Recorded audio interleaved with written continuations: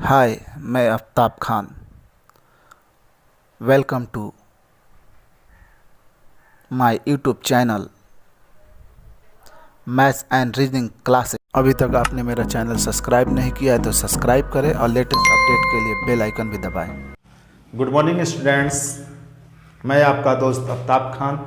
आज का video class 10 chapter 1 का ऑब्जेक्टिव पार्ट 5 आज लेकर मैं आपके सामने हाजिर हूँ।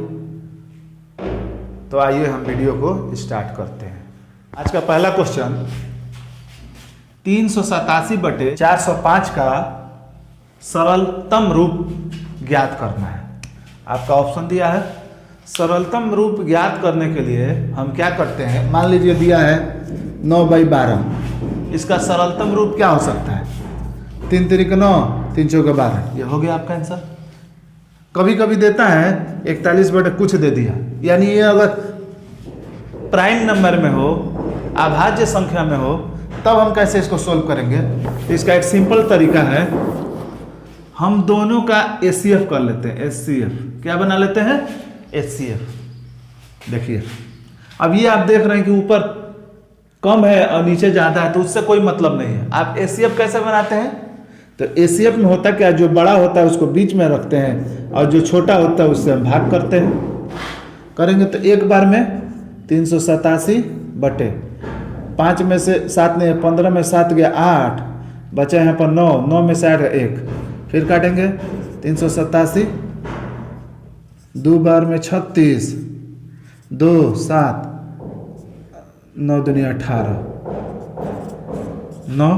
फिर 9 से इसको करेंगे 9 दूनी 18, कट गया ना। अब हमको करना क्या है, किस संख्या से कटा है? 9 से। तो ये दोनों को 9 से भाग करेंगे। 387 को और 405 को क्या करेंगे? 9 से दोनों को भाग करेंगे। भाग कीजिए। 9 चौका 36, बचा 2, 9 तिया 27, 9 चौका 36, बचा 4, 9 पचे 45, यानी 43/45। कहाँ है जी? 43/45 ये आपका आंसर। ठीक है। अब देखते हैं दूसरा नंबर क्वेश्चन। दिया है a बराबर BQ + R। यदि b बराबर 25, q बराबर 12, r बराबर 13, तो a बराबर क्या होगा? सिंपल हम देखते हैं। a ये होता है, b ये होता है, q ये होता है, और जो शेष बच जाता है वो r हो जाता है। तो हमारा a का फॉर्मूला क्या होता है? a = q × b या b × q। तो b बराबर कितना है जी? 25 और q बराबर 12, फिर प्लस r। तो प्लस r बराबर कितना हो गया? 13। तो 12 में 25 से गुणा कीजिए। गुणा करते हैं, 25 में 2 से करेंगे तो 25 दूनी 50 के 0 हासिल 5, 25 से कम 25 और 5 30, प्लस ये 13 हो गया। अब इसको जोड़ देंगे तो कितना हो गया? 313। आपका आंसर कितना हो गया? ये नंबर। अगला क्वेश्चन लिखा है, आपके स्क्रीन पर नजर आ रहा होगा। सभी क्वेश्चन का जो भी होगा क्वेश्चन आपके स्क्रीन पर नजर आएगा। लिखा है क्या एक यौगिक संख्या है? एक के बारे में बता रहा है, क्या ये एक यौगिक संख्या? अब यौगिक संख्या होता क्या है जी? तो आपने पढ़ा है कंपोजिट नंबर, संयुक्त संख्या या भाज्य संख्या, और उसी का एक नाम और है यौगिक संख्या। तो यौगिक संख्या क्या होता है जी? ऐसी संख्या जो एक से कटे, खुद से कटे और दूसरों से भी कटे, उसी को हम क्या कहते हैं? कंपोजिट नंबर, यानी यौगिक संख्या। तो आप एक के बारे में बताइए। तो एक से कटेगा, ये एक है, यानी खुद से कटेगा। और क्या दूसरों संख्या से कटे सकता है? नहीं कट सकता है। तो ये यौगिक संख्या नहीं है। इसका ऑप्शन नंबर हो जाएगा आपका बी। ऑप्शन नंबर बी, नहीं। ओके। 4 नंबर क्वेश्चन देखते हैं। लिखा है 23,750 में 5 का अधिकतम घात कितना होगा। तो 5 का अधिकतम घात कितना होगा जी, तो इसको हम क्या करते हैं, फैक्टर कर लेते हैं। किसी भी संख्या का अगर घात निकालने के लिए बोले तो आप इसका डायरेक्ट फैक्टर कीजिए।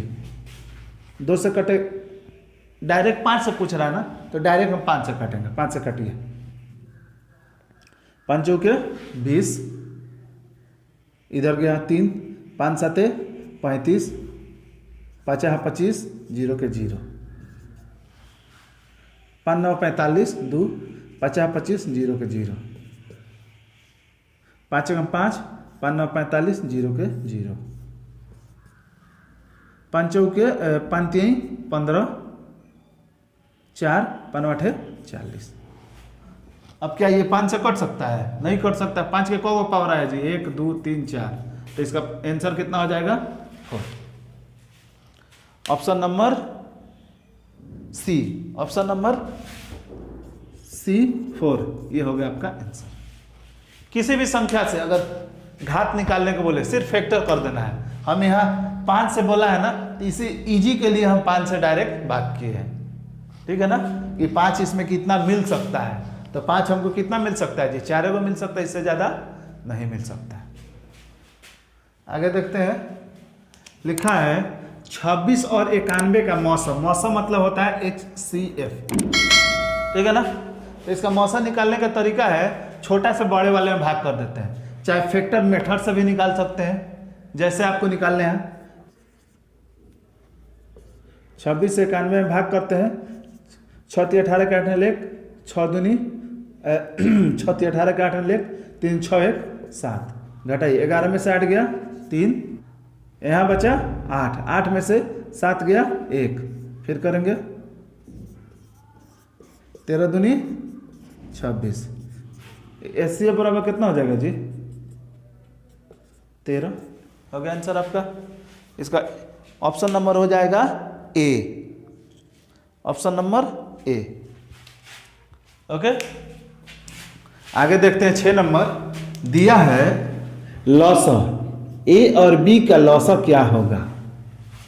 तो आपका ऑप्शन में फॉर्मूला दिया है, देखिए लॉसा, अगर 2 नंबर का अगर लॉसा दिया है, अगर आपको नंबर दिया है, एक नंबर ए है, दूसरा नंबर बी है, तो आप लॉसा कैसे निकालेंगे। तो इस फॉर्मूला देखिए, लॉसा निकालने के लिए पहला नंबर गुणे दूसरा नंबर, यानी ए गुणे बी बटे HCF, यानी मौसा। हो गया ये आपका आंसर, सिंपल। इस फॉर्मूला को आप देख लीजिए। अगर आपको किसी नंबर का अगर 2 नंबर दिया हुआ है, तो उस नंबर को अगर इनटू करते हैं तो एलसीएम और एचसीएफ का इनटू दोनों बराबर होता है। इस पर एक वीडियो मैं खास करके बनाऊंगा। अगर आप लोग को ये नहीं आता है तो आप बताइए कि हमको एलसीएम एचसीएफ नहीं आता है, हम इस पर एक खास करके वीडियो बनाएंगे, क्योंकि ये चैप्टर बहुत ही इंपॉर्टेंट चैप्टर है, ठीक है ना। इसका आंसर क्या हो जाएगा जी, आपका 6 का सी, ठीक है ना, आंसर हो जाएगा सी, ठीक है। आगे देखते हैं, ये संख्या आपको दिया हुआ है, ठीक है ना।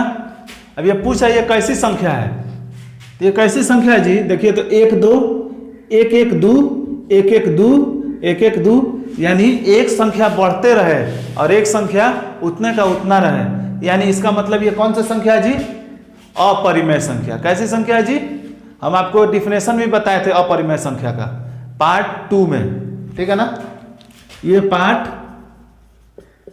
5 है, तो इसका ऑप्शन नंबर कितना हो जाएगा, अपरिमेय संख्या, ऑप्शन नंबर डी इसका आंसर हो जाएगा, ठीक है। आते हैं 8 नंबर। 8 नंबर क्वेश्चन का कुछ देर पहले मैं आपको फॉर्मूला लिखवाया हूं एलसीएम एचसीएफ का, उसी में से ये क्वेश्चन है। बोल रहा है 2 नंबरों का एचसीएफ कितना दिया हुआ है, 6, HCF बराबर 6। वो नंबर कौन कौन सा है जी, तो पहला नंबर है 54 और दूसरा नंबर है 78। हमको निकालने के लिए क्या बोला है? LCM, ठीक है ना, यानी लॉसा निकालने के लिए बोला है। तो लॉसा का फॉर्मूला होता है LCM बराबर फर्स्ट नंबर गुणे सेकेंड नंबर बटे HCF, ठीक है ना। आगे देखते हैं, फर्स्ट नंबर कितना दिया हुआ जी? 54 यानी 54, सेकेंड नंबर 78, HCF कितना दिया हुआ है? 6। इससे हम काटेंगे, देखिए 6 9 54, अब कटेगा नहीं, कटेगा तो गुणा करेंगे। 9 9 8 72 के 2 हाथ से 7, 9 7 63, 63 7 70, यानी 702। Option number C. कौन सा है जी? ऑप्शन नंबर सी, ठीक है। आइए देखते हैं 9 नंबर क्वेश्चन। 9 नंबर लिखा है परिमेय संख्या के सामान्य रूप इनमें से कौन सा परिमेय संख्या है? यानी सामान्य रूप मतलब सकल, परिमेय संख्या में का कौन सा रूप है इसमें से? तो आपको मालूम है P/Q परिमेय संख्या वह संख्या जो संख्या P/Q के रूप में हो और जो Q बराबर नॉट इक्वल बाई 0, यानी जो Q हो जो 0 ना हो। तो आपको पहले ही ऑप्शन नजर आ रहा है, P/Q के रूप में जो हो और Q बराबर 0 ना हो, वो क्या होता है? परिमेय संख्या। तो आपका ऑप्शन क्या हो गया? ए, 9 का ए। 10 नंबर देखिए, लिखा है 5√2 ये कैसी संख्या है? इसका ऑप्शन दिया है प्राकृतिक संख्या, सम संख्या, परिमेय संख्या, अपरिमेय संख्या। आपको मालूम है किसी भी संख्या से अपरिमेय संख्या में गुणा करेंगे, जोड़ करेंगे, घटाव करेंगे या भाग करेंगे, वह संख्या क्या बन जाता है? अपरिमेय संख्या। यहां देखिए ये दोनों संख्या देखिए, ये गुणा है ना, तो ये हो गया अपरिमेय संख्या।